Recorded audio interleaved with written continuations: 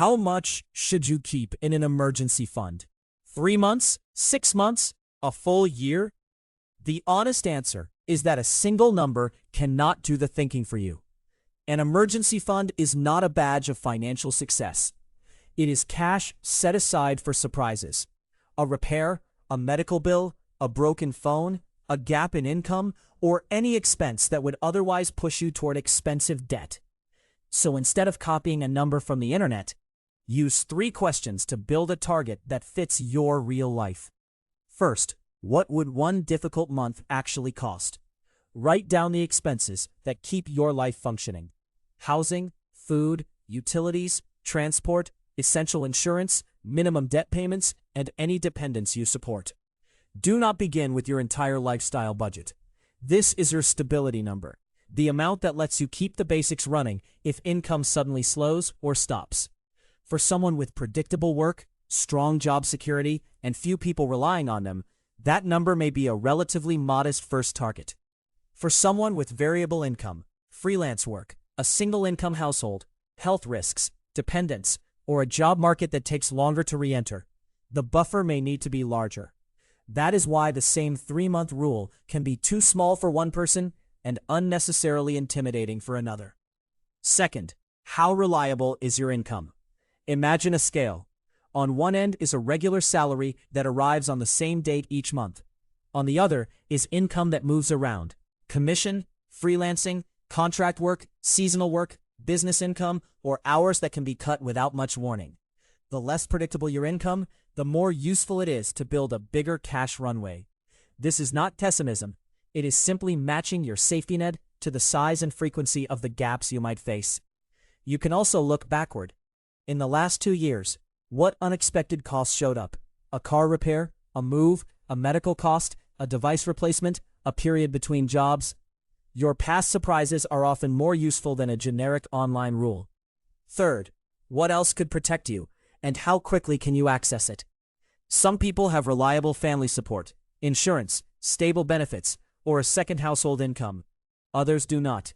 Some can find replacement work quickly, others may need longer. Some have debt with very high interest that makes every emergency more expensive. None of these make you better or worse with money. They simply change the amount of protection your emergency fund needs to provide. Now turn those answers into a practical plan. Start with a small, specific buffer. The first goal is not perfection. It is creating distance between a surprise and a credit card, overdraft, or rushed loan. Even a small reserve can give you choices. Then decide on your stability number. 1 month of essential expenses. This is often a clearer milestone than trying to save a large amount with no context. Once you reach it, review the 3 questions again. If your income is volatile, your responsibilities are high, or finding work would likely take time, keep extending the buffer in manageable steps. Think of the fund as layers. Layer 1 covers small shocks, a repair, an urgent bill, or a week when timing goes wrong. Layer 2 covers a difficult month. Layer 3 covers a longer income gap. You do not need every layer on day 1. The goal is to build them gradually, while still handling essential bills and high-cost debt. If a debt has a rate or fees that are causing immediate damage, the order may look different for you.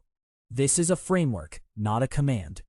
To make the goal feel possible, choose a trigger instead of relying on motivation.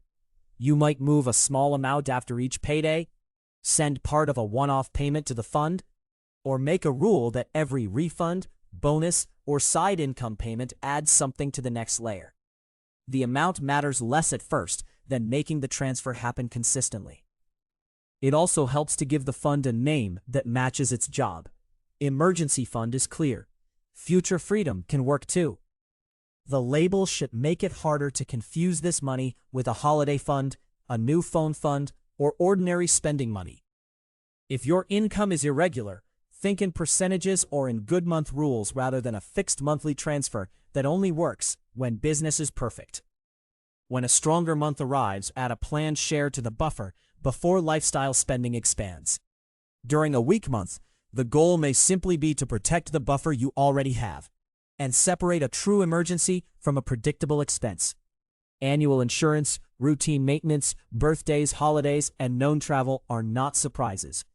They are easier to manage in their own planned sinking fund.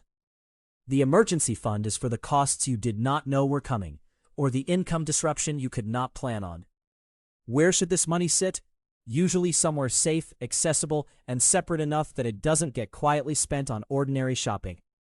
The exact account and protections vary by country, so check the rules where you live. The key is not chasing the highest possible return. Emergency money has a job: to be there when you need it, and when an emergency happens, use the fund. That's what it's for. A fund that gets used is not a failed fund. The next step is simply to rebuild it when the immediate problem has passed. Here's the simple version. Do not ask, what is the perfect emergency fund number?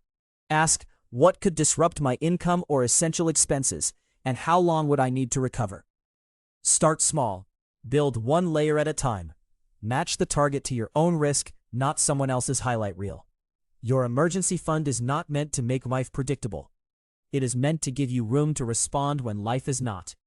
This video is for education, not personal financial advice. Rules, benefits, insurance, and banking protections differ by country.